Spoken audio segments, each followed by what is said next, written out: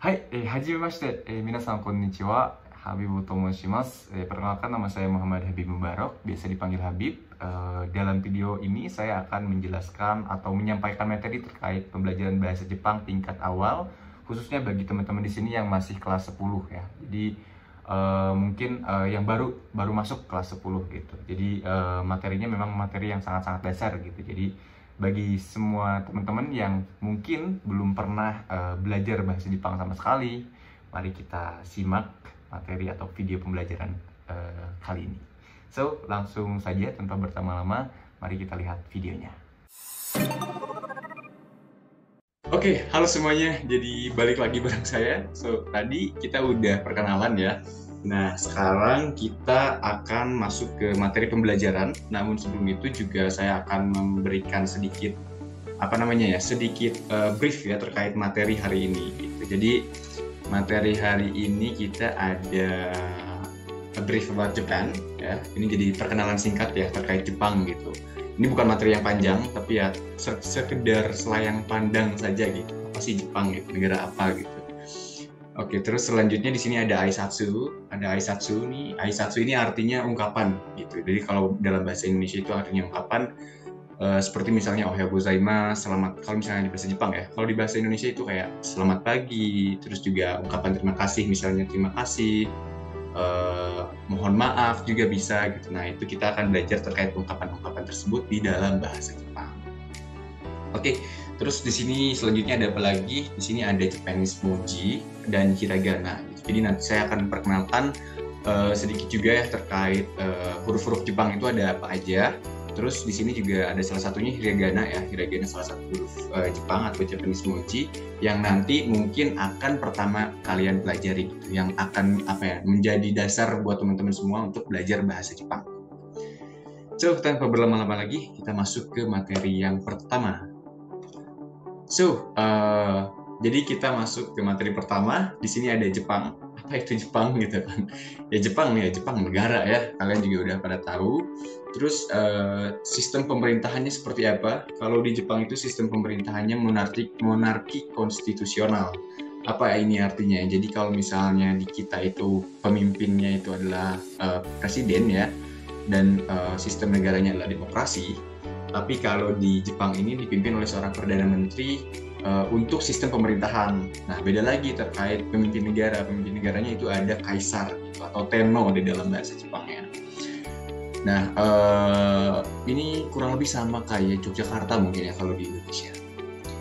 Terus di sini juga ibu kotanya ada Tokyo ya. Ini jelas sekali ibu kotanya Tokyo. Ini juga tergambarkan di dalam gambarnya ya. Ini ada suasana Tokyo Tower ya di malam hari. Ini cantik sekali.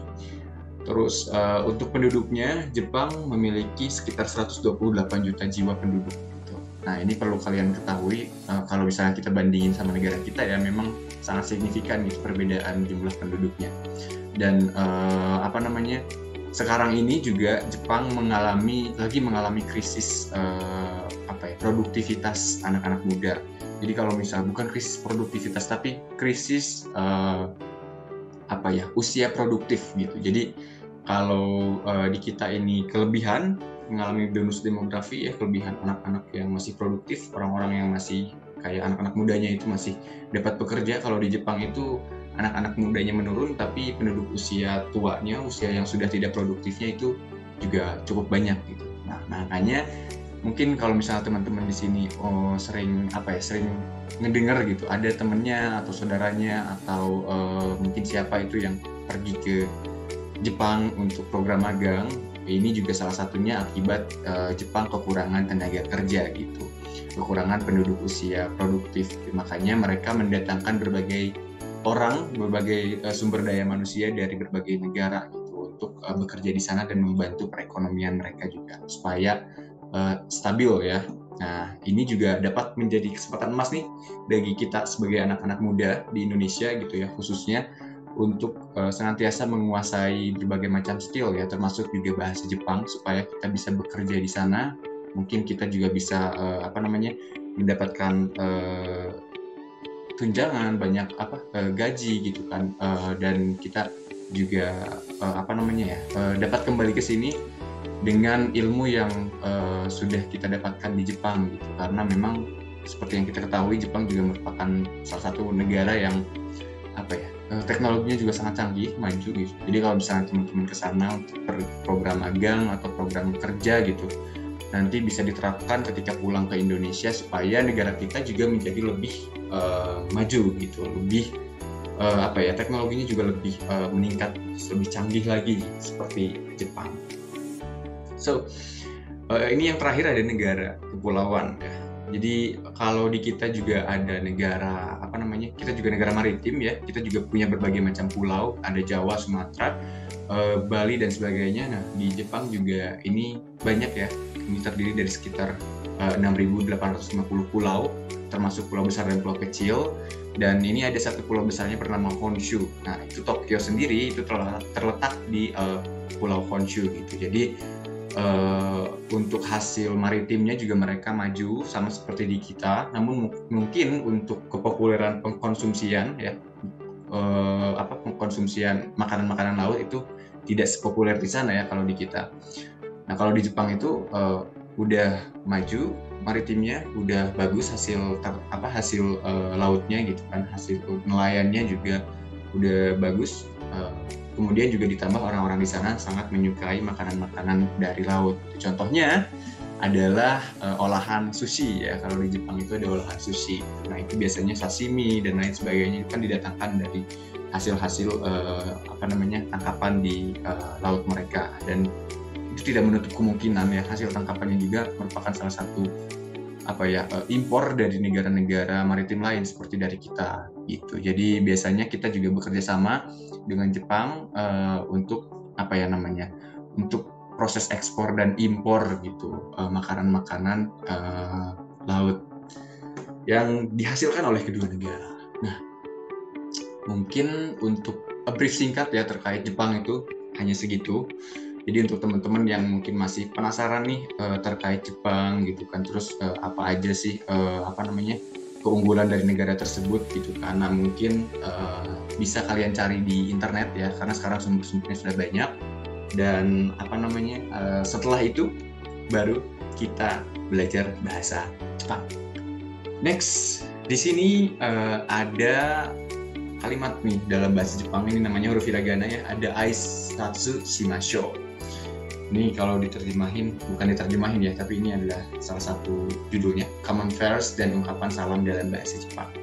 Nah, jadi materi inti di dalam video kali ini adalah terkait aisatsu gitu. Jadi terkait ungkapan di dalam bahasa Jepang. So, bagaimana kita caranya mengungkapkan halo, bagaimana ketika kita bertemu dengan orang yang baru kenal, bagaimana ketika kita mengucapkan selamat pagi gitu kan di dalam bahasa Jepang, atau bagaimana kita mengungkapkan rasa terima kasih kita kepada orang Jepang, dan bagaimana kita meminta maaf dan lain sebagainya. Itu adalah itu adalah contoh-contoh ya terkait aisatsu. Nah, di sini aisatsu itu ada apa aja? Ada cukup banyak ya. Salah satunya ini yang pertama adalah ohayo gozaimasu gitu. Bentar. Mungkin ini saya terlalu besar ya. Nah, kecilin lagi. Nah, di sini ada ohayo gozaimasu. Ohayo gozaimasu itu artinya selamat pagi. Terus di sini ada konbanwa. Konbanwa itu artinya selamat malam gitu. Jadi kalau selamat pagi ohayo gozaimasu, ini selamat malam ada konbanwa. Kemudian juga ohayo gozaimasu itu biasanya bisa kita singkat juga ohayo misalnya, tanpa pakai gozaimasu gitu, itu juga udah bisa ya kalau misalnya kita mengucapkan hal tersebut kepada teman sebaya gitu. Beda lagi dengan kita mengucapkan hal tersebut sama orang yang lebih tinggi. Nah, itu lebih baik kita pakai ohayo gozaimasu karena itu anggapannya lebih sopan gitu ya. Dan saya juga tadi mungkin belum sempat memberikan brief ya, bahwa bahasa Jepang itu adalah bahasa yang memiliki budaya konteks tinggi, di mana mereka punya sistem keigo atau sistem honorific ya. Jadi ada bahasa hormat, bahasa sopan, bahasa untuk merendahkan diri sendiri dan lain sebagainya, itu ada gitu di dalam bahasa Jepang. Mungkin ini yang cukup unik juga ya di dalam bahasa Jepang dan membedakan. Tapi tenang teman-teman, kalau misalnya kalian, aduh, namun cina ini udah kenapa ya udah belajar bahasa Jepang, udah belajar bahasa hormat lagi nih, padahal baru kenal. Jadi nggak apa-apa ya, itu supaya kalian tahu aja gitu, apa namanya bahasa Jepang seperti itu. Nah, untuk yang akan kita pelajari hari ini, cuman bahasa-bahasa yang memang common gitu, yang memang sering kita gunakan di kehidupan nyata, di kehidupan sehari-hari. So, di sini ada lagi nih ungkapan konnichiwa. Oke, gitu ya. Cara pengucapannya konnichiwa. Ini konnichiwa artinya selamat siang. Dan di sini ada oyasumi nasai, selamat tidur. Mungkin ini juga yang salah satu menjadi apa ya, perbedaan budaya ya. Kalau di Indonesia itu kayaknya kurang digunakan ya ungkapan selamat tidur. Misalnya nih teman-teman lagi di rumah terus mau tidur, terus pamit ke keluarga, misalnya keluarga ada di ruang tengah, terus kalian pamit, saya mau tidur dulu ya misalnya, selamat tidur ma, gitu kan. Kayaknya jarang ya kalau di kita gitu mengucapkan itu. Tapi kalau di Jepang ini memang common, biasanya memang digunakan juga gitu. Khususnya di dalam kehidupan rumah ya. Gitu. Jadi tadi udah ohayou gozaimasu, ada konbanwa, ada konnichiwa, dan ada oyasumi nasai. Itu ungkapan-ungkapan ya selamat pagi, selamat siang ya. Dan selanjutnya ada ungkapan terima kasih. Nah, ini ungkapan terima kasih, ini ada arigatou gozaimasu. Ini mungkin udah sering mendengar ya, apalagi kalau teman-teman di sini yang nonton anime. Di sini ada arigatou gozaimasu, atau bisa kita ungkapkan juga dengan mengucapkan arigato gitu. Ini terus ada jawabnya adalah iie do itashimashite. Jadi arigato itu terima kasih, kalau iie do itashimashite itu artinya sama-sama. Itu. So, itu untuk ungkapan terima kasih. Ada lagi nggak Kak sebetulnya? Ada lagi nggak katanya ungkapan terima kasih dalam bahasa Jepang selain arigatou gozaimasu? Sebetulnya ada. Ini memang sangat beragam dan bervariatif gitu. Tapi untuk yang sekarang akan kita pelajari, baru yang dasar-dasarnya aja. Nanti mungkin di pertemuan selanjutnya ya, kalau ada kesempatan akan saya jelaskan lagi terkait ungkapan lain ya dari arigatou gozaimasu. Next. Nah, tadi udah ungkapan umum di dalam kehidupan sehari-hari. Nah, tadi udah ada ungkapan selamat pagi, selamat siang gitu kan, selamat sore sampai selamat malam sampai selamat tidur gitu ada. Terus juga ada ungkapan terima kasih. Nah, sekarang ada ungkapan berpisah gitu. Kalau ungkapan berpisah di dalam bahasa Jepang seperti apa? Ini yang pertama misalnya ada ja mata ne gitu. Ja mata ne, ini kayak di gambarnya juga nih sambil melambaikan tangan ya, mungkin dadah ya. Ja mata ne. Ini artinya sampai jumpa. Kemudian di sini ada mata ashita. Mata ashita gitu. Nah, mata ashita itu sampai bertemu besok. Ini gambarnya kayak gini ya, gitu. Mungkin sama temennya ya. Jadi kayak mata ashita gitu, sampai jumpa lagi besok. Terus di sini ada sayonara. Nah, sayonara itu apa? Sayonara itu selamat tinggal gitu ya. Terus bedanya apa sih? Ja matane, mata ashita, sama sayonara.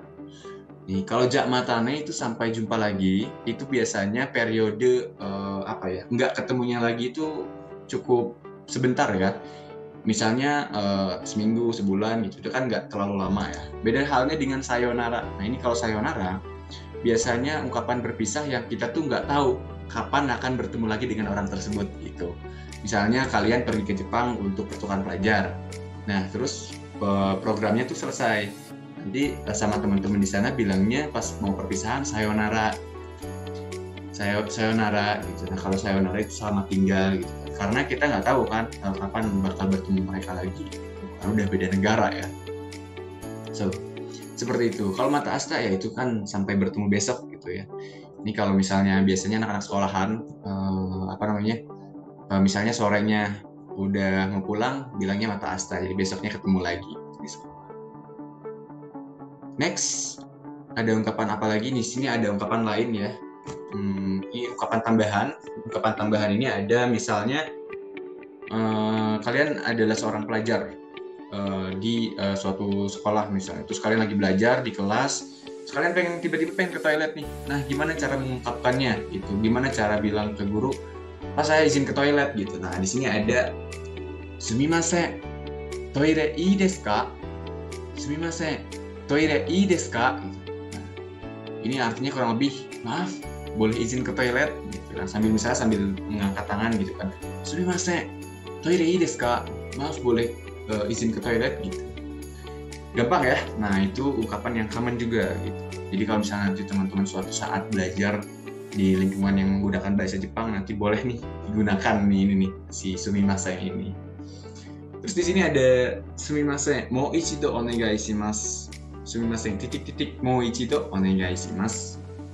Ini apa artinya? Kurang lebih kalau yang untuk sumimasen mo ichido onegai shimasu ini adalah artinya mohon maaf, mohon ulangi sekali lagi. Ini biasanya kalau misalnya teman-teman lagi mendengarkan penjelasan guru, terus kemudian ada satu kata atau dua kata, atau ada beberapa part yang kalian nggak mengerti gitu. Nanti kalian bisa bilang lagi, maaf boleh ulangi sekali lagi gitu penjelasannya gitu. Maksudnya kayak gitu. Jadi supaya nanti gurunya menjelaskan ulang gitu apa yang tadi udah disampaikan. Ini juga mungkin akan bermanfaat bagi teman-teman di sini yang memulai pembelajaran bahasa Jepang gitu. Ini boleh banget digunakan di kehidupan real ya, ketika kalian belajar, nggak hanya cuma di Jepang gitu. Kayak misalnya sekarang lagi di channel ini lagi belajar nih, terus nanti saya misalnya mengadakan live gitu, live pelajaran online gitu. Kalau misalnya live kan nanti saya menjelaskan kan nggak bisa di-repeat ya, beda sama video kali ini. Kalau misalnya nanti live, boleh tuh nanti saya menjelaskannya mungkin kurang jelas atau enggak, mungkin teman-teman ada sedikit kurang fokus, terus pengen dijelasin lagi, minta dijelasin lagi, nanti ungkapkan aja dengan kata sumimasen, mau ichido onegai shimasu. Mohon maaf, ulangi sekali lagi. So, seperti itu. Next, di sini ada ungkapan lain. Di sini ungkapan lainnya adalah hai dan iye. Ini artinya apa? Artinya ya dan tidak. Ini kayak misalnya kalian lagi ditanya sesuatu, terus jawabnya ya atau tidak, itu bisa pakai hai untuk iya dan iye untuk tidak. Jadi untuk iye-nya itu bukan iye ya, tapi iye. Iye. Jadi kayak kalau misalnya mungkin di dalam teman-teman yang muslim mungkin yang belajar ngaji gitu. Ini dua harokat pembacaannya, jadi kayak iye gitu. Enggak iye juga, tapi iye. Tidak gitu.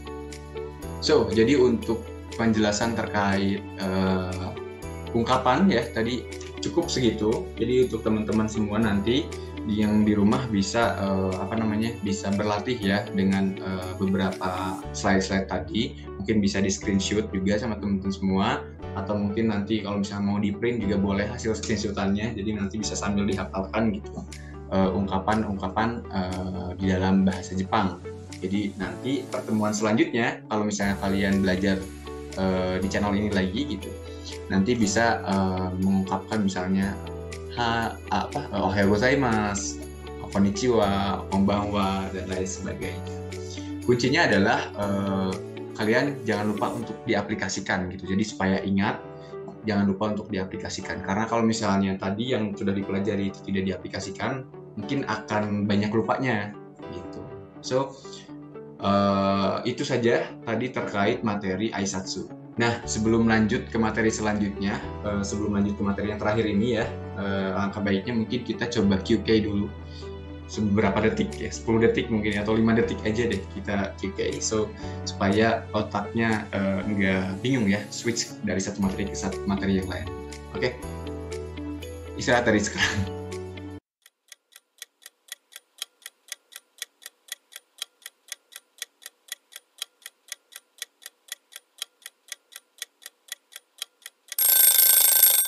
Oke, jadi udah ya, kita udah refresh otaknya, refresh materi yang sebelumnya kita simpan dulu. Sekarang kita move ke materi yang selanjutnya. Ini ada apa nih di sini? Saya juga udah menyiapkan ini brainstorming juga ya buat teman-teman di sini.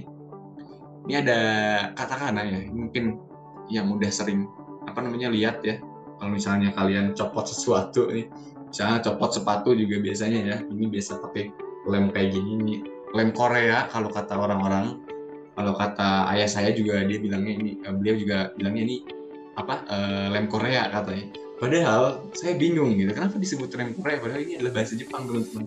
Ini adalah huruf katakana ya sebetulnya, dan ini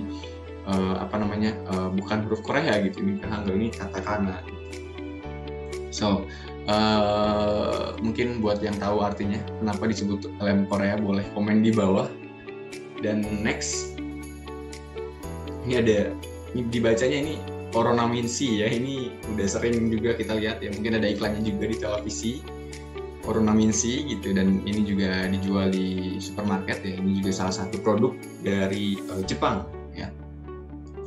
Next di sini juga ada, nah ini ada orange water, ini isi 1000 nih, kalau misalnya yang sariawan atau sakit tenggorokan biasanya pada minum ini nih sebagai vitamin tambahan ya. Nah, di sini ada huruf katakananya juga ternyata teman-teman, huruf Jepangnya juga. Ini ada orange ota. Apa ini orange ota? Ini artinya orange water ya. Jadi apa namanya, minuman berperisa jeruk gitu. Next, oke, jadi itu tadi ya sedikit brainstorming terkait huruf-huruf Jepang. Itu yang biasanya kita temui ya di kehidupan nyata ya, khususnya juga di Indonesia. Nah, selanjutnya huruf Jepang itu ada berapa sih, Kak? Nah, ini huruf Jepang. Huruf Jepang itu ada 4, teman-teman. Jadi ada 4 jenis ya. Yang pertama ada hiragana, terus yang kedua ada katakana, dan ini ada kanji, dan ada terakhir ada romaji. Nah, apa itu hiragana? Nah, huruf hiragana ini adalah huruf asli buatan orang Jepang yang berfungsi untuk menjepangkan kanji atau hanzi dan untuk menulis semua kosakata dalam bahasa Jepang. Nah, jadi kayak tadi ya, kayak ini apa namanya, Oronaminsi, tapi ini semuanya pakai katakana ya, nggak ada yang hiragana, maaf. Nah, biasanya huruf hiragana itu yang pokoknya yang kayak tadi ohayo gozaimasu gitu kan, jadi khusus untuk menjepangkan kata-kata yang berasal dari Jepang gitu, itu biasanya pakai huruf hiragana. Terus huruf katakana itu adalah huruf Jepang yang berfungsi untuk menulis semua istilah atau kosakata yang berasal dari luar Jepang. Misalnya nih, saya orang Indonesia, nama saya Habib gitu kan. Nah, nanti ketika ke Jepang, nama saya tetap dipanggilnya Habib tapi jadi Habibu. Nah, itu penulisan huruf Habibunya itu pakai huruf katakana, nggak pakai huruf hiragana. Kenapa? Karena nama kita ini adalah nama yang bukan berasal dari Jepang, dari luar Jepang. Gitu. Terus next di sini ada kanji, teman-teman. Kanji itu apa? Nah, ini huruf kanji adalah huruf Jepang yang berasal dari Cina. Asal kata Hanzi atau huruf Han, dan sudah populer di Jepang sejak abad ke-5 Masehi. Jadi huruf Jepang itu memang asalnya itu dari Cina ya, gitu kan. Terus sekarang beradaptasi menjadi huruf kanji Jepang juga ada, dan kemudian kanji diadaptasi menjadi huruf Jepang yang mewakili hiragana ya, seperti penjelasannya ya. Jadi ini kanji itu biasanya mewakili huruf hiragana juga. Next, di sini ada huruf romaji. So, huruf romaji itu apa? Ini adalah huruf Latin yang digunakan untuk pengantar bahasa Jepang bagi masyarakat asing atau non-Jepang. Juga untuk menuliskan istilah-istilah asing yang tidak bisa ditulis dengan huruf katakana. Jadi ada beberapa istilah yang susah memang biasanya dipakai dengan huruf katakana. Biasanya itu yang pakai huruf romaji itu huruf-huruf singkatan dari luar, misalnya ada UNESCO gitu kan. Terus misalnya ada apa yang namanya, kalau misalnya di dalam web itu ada web front engine, backhand dan lain sebagainya gitu kan. Nah, itu biasanya pakai huruf romaji juga gitu. Next. Nah, ini next di sini ada contoh-contohnya ya huruf-huruf tadi. Nah, kalau yang ini adalah huruf katakana. Ini huruf katakana yang paling atas, terus yang di bawah ini di sebelah kiri ini ada a, i, u, e, o ya, ini huruf hiragana yang mana tadi untuk menjepangkan hanji atau kanji gitu kan. Jadi khusus untuk menulis huruf Jepang yang berasal dari Jepang. Nah, terus di sini ada kanji. Ini kanji. Kanji itu sebetulnya mudah ya, teman-teman. Dia itu adalah sebetulnya representatif dari simbol atau lambang-lambang yang ada di sekitar kita gitu. Jadi kalau misalnya nanti teman-teman belajar kanji, jangan takut ya, karena ada beberapa teknik yang mungkin dapat lebih mudah dipelajari gitu. Terus di sini ada romaji ya, ini kan bahasa Jepangnya nih, di bawah nih ada watashi wa banana o tabemashita. Nah, ini di romajiin gitu, jadi watashi wa banana o tabemashita gitu. Nah, ini untuk huruf romaji itu biasanya memang sangat bermanfaat bagi kita, khususnya ya yang baru belajar bahasa Jepang, supaya lebih gampang gitu, lebih mudah gitu untuk membaca huruf-huruf tersebut. So, namun dari keempat ini ya, next kita hanya akan belajar huruf hiragana terlebih dahulu. Jadi ini di dalam bab pertama ini kita coba masukkan dulu huruf hiragana. Di sini ada hiragana ya, basic hiragana ya. Jadi memang huruf hiragana juga ada beberapa variasi. Namun ini tabel ini dulu yang mungkin bakal teman-teman harus ingat gitu sebelum teman-teman melangkah maju ke bahasa Jepang yang lebih susah gitu. Apalagi kalau misalnya kita udah belajar terkait tata bahasa, itu kalau kita nggak hafal huruf hiragana itu akan susah gitu ke depannya. Jadi buat teman-teman saya udah sediakan nih untuk huruf hiragananya, boleh mungkin di screenshot nanti dan nanti bisa dihafalkan. Ini untuk remajanya juga sudah tersedia ya, ini ada dari mulai A, ini bacanya ke bawah tapi A, I, U, E, O gitu kan, terus Ka, Kiku, Keko, terus ada Sashi, Suseso, Tachi, Susetso, Naninu, Neno, ada Hahihu, Heho, ada Mami Memo, ada Yayuyo, ada Rari Rurero, dan ada Wao. Gitu. Jadi cuma ada segitu ya. Untuk huruf hiragana ini kurang lebih sekitar ada 46 kalau tidak salah. Dan untuk cara bacanya ke bawah ya ini. Terus kenapa huruf hiragana nggak kayak huruf di kita ya, ada A, B, C, D, E, F, G gitu kan. Karena memang Jepang sendiri sistemnya dia menggunakan sistem silabel gitu hurufnya. Jadi ada silabel A, silabel K, silabel S, silabel T gitu kan. Nah itu memang sudah dari sananya seperti ini gitu. Jadi untuk teman-teman yang masih kebingungan, jadi dihafalkan saja huruf-huruf ini. Nanti ketika sambil berjalan belajar bahasa Jepang, nanti bakal sering ketemu dengan huruf-huruf tersebut. Dan kalau misalnya udah sering ketemu, pasti bakal lebih mudah lagi gitu buat teman-teman mengingat atau menghafal huruf-huruf tersebut. Next, nah di sini ada mungkin saya akan kasih sedikit tips ya. Apa sih yang harus diperhatikan ketika kita belajar huruf hiragana atau kita mau mengingat huruf hiragana? Ini urutannya agak kebalik ya, kalau yang tadi dari kiri, yang sekarang dari kanan, itu supaya nggak masalah. Dan ini ada A, I, U, E, O gitu. Nah, cara nulisnya itu ikutin nih ada ada number di sini. Nah, ikutin number tersebut dari mulai nomor 1 sampai nomor tertentu. Misalnya ini dari yang huruf A, ini ada tiga urutan ya cara penulisan. Ini dari A dulu seperti ini, A garis ke situ, dan terus kemudian ada 2-nya ke bawah, terus ada 3-nya seperti itu. Oke, mungkin biar lebih jelas lagi kita coba yang perbesar. Nah, ini juga udah ada nomornya ya. Nah, di sini ada nomornya. Oke, mungkin saya coba ini aja kali ya, gambar di sini kalau memang memungkinkan supaya lebih mudah. Oke, sepertinya ini memang fiturnya belum ada ya. Jadi yaitu intinya adalah cara penulisannya menulis dari berdasarkan urutan gitu. Menulis berdasarkan urutan. Kenapa harus menulis berdasarkan urutan?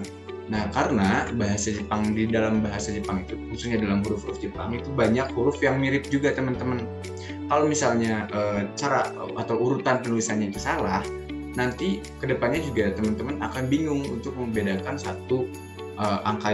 huruf yang satu dengan huruf yang satu lagi gitu. Kayak misalnya ini ada A dan O, ini kan mirip ya. Ini ada bulatan seperti ini di sini, ini juga gitu kan. Nah, tapi kita coba perhatikan aja cara penulisannya. Nih, karena dengan cara penulisan ini nanti teman-teman juga bisa lebih mudah gitu untuk membedakan huruf-huruf tersebut. Selain itu, apalagi kalau untuk cara penulisan ini biasanya memang orang Jepang itu strict ya. Kalau misalnya nanti cara penulisannya salah, itu pasti biasanya kalau orang Jepang yang udah expert juga ya, biasanya mereka nggak otomatis langsung tahu gitu kalau misalnya teman-teman ini cara penulisannya salah gitu. Karena satu coret aja, misalnya ini kan ada bulatan nih. Terus misalnya ini yang garis ini nggak melewati si bulatan yang ini, nih batas yang ini, itu akan mempengaruhi huruf tersebut gitu. Jadi yang harusnya dibaca A mungkin nanti dibaca apa gitu. Nah, nanti itu pasti otomatis akan langsung ketahuan kalau misalnya kita salah untuk menulis. Jadi sebelum kalian benar-benar terjun ke semua penulisan huruf-huruf Jepang gitu, alangkah baiknya kita harus tahu dulu do's and don'ts-nya gitu. Apa yang harus dilakukan dan apa yang tidak boleh dilakukan ketika belajar huruf tersebut gitu. Nah, ini salah satu tips ya. Jadi menulis berdasarkan urutan seperti itu.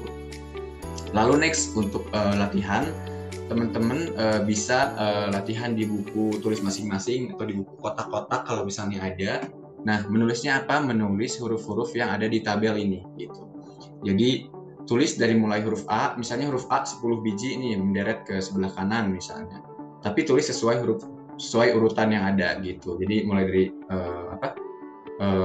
kiri misalnya gitu kan, kiri terus ke bawah gitu kan, terus bikin urutan. Nah, itu berurutan di buku kotak-kotak dan satu huruf itu minimal 10 ya kalau bisa. Nanti kalau misalnya udah sering pasti bakal lebih mudah untuk mengingat. Ini mah kayaknya 1 minggu juga teman-teman bisa mengingat ya kalau misalnya setiap hari berlatih dan berlatihnya dengan cara seperti itu. Karena menulis yang berurutan gitu, menulis yang berulang kali itu memang meningkatkan daya kemampuan ingat kita teman-teman. Jadi buat teman-teman yang memang mau lebih fokus lagi belajar bahasa Jepang, khususnya hurufnya juga gitu, bisa menggunakan cara tersebut. Next ada apa?